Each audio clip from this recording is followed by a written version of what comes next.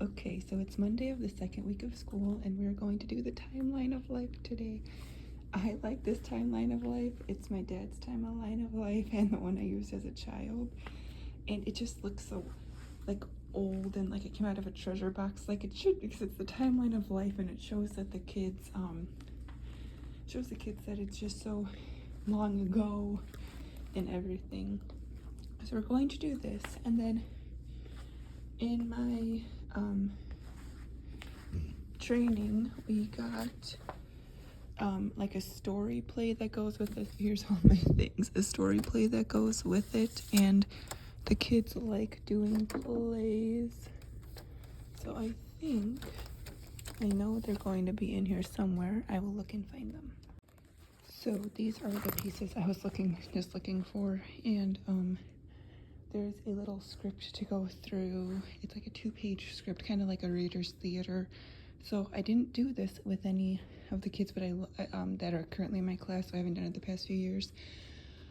But I know I have kids that love to act this year. I know from last year, because we always do a winter play, and they just got super into it. So I think I'm going to do this and like perform it on our stage maybe.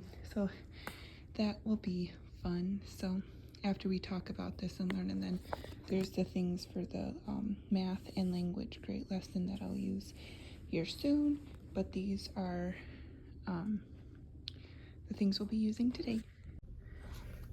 Okay, so due to the extreme heat this week, I'm going to be doing the glacier presentation, where you just take some flour and make ice cubes and push the flour through the glacier push the ice cube through the flour to see how the glaciers helped form the earth and the different layers of the different mountains and stuff on the earth and everything. And then I'm taking Italian ice because it's supposed to be hot. I also brought a fan because yesterday it was hot and we didn't have a fan. There's like the flour. This is for a different presentation that I'll talk about a different day. I actually found it in the AMS magazine. I think it was from some month in 2020. And what you do is you stretch out the bed sheet and you put a ball in the middle, and the ball goes down, and then you put marbles to show how gravity and things in space go toward each other. So that'll be interesting to do a different day.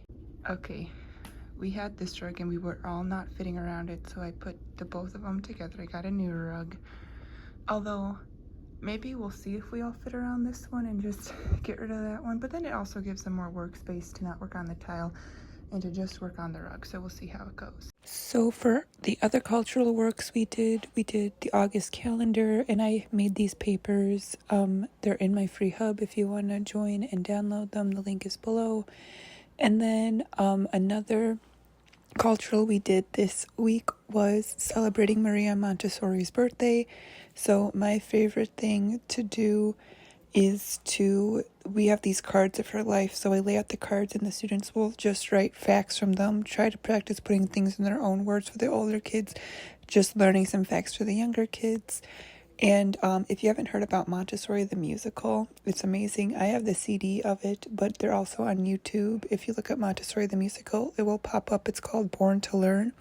So I just played the CD in the morning. The kids listened to it, and while we were listening and working on our work, I took small groups of students to help make a cake. So this year we did bake a cake. We made a chocolate cake and a vanilla cake, and I let the third years crack the eggs. And then the other grades help mix and add water and oil. And so then everybody gets their own individual cake slice, and they get to decorate it however they want. So that also practices the practical life skill of not only baking and measuring, but also decorating a cake. Oh wait, I'll also tell you the story that happened on that day. So I went to the bathroom, and the assistant's in the room watching the kids, and it's just going as normal. And in the adult bathroom, I hear my students screaming is the best way to put it. And I was like, oh no. And so I walk in the hallway and I can't hear it anymore because I don't know. I think my room is soundproof because if the door is shut, you can't hear anything that's going on in there.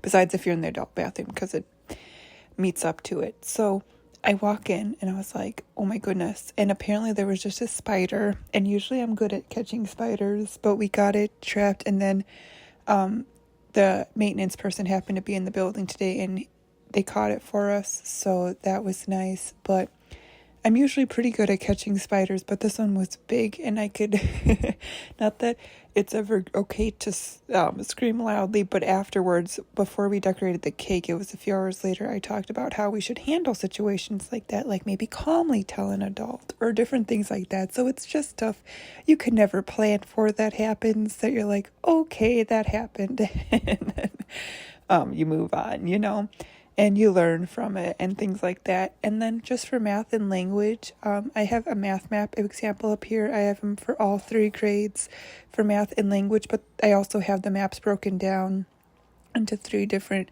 language groupings and 4 different math groupings if you don't want the total math maps and total language maps. But I also have the cultural subjects, and when I kind of teach those in like a list, they also come in list formats. So I hardly ever show what like math and language I'm presenting because it's usually just the normal Montessori materials, obviously. And so everybody's kind of at a different spot right now. It's still a lot of like reviewing what they already know and see what they remember, and then we'll get into the normal presentations here soon. But if you're interested in the maps and how I keep track of my math and language and how the students keep track of their own work and they ask me for presentations, you can go ahead and click the link down below to learn more about the scope and sequence and maps. Anyways, thanks for watching.